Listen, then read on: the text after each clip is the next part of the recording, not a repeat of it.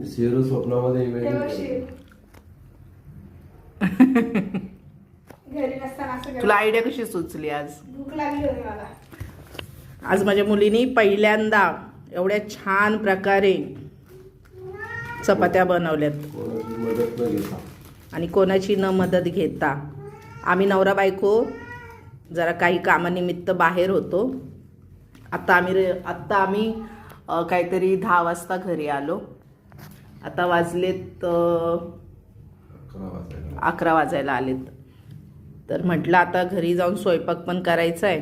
म्हटलं पोळ्याच बोलतीये, चपात्यासुद्धा करायच्या आहेत. खूप कंटाळा आला आणि आल्याबरोबर थोडासा चहा आणि बिस्किट म्हटलं खावं, मग स्वयंपाकाला लागावं.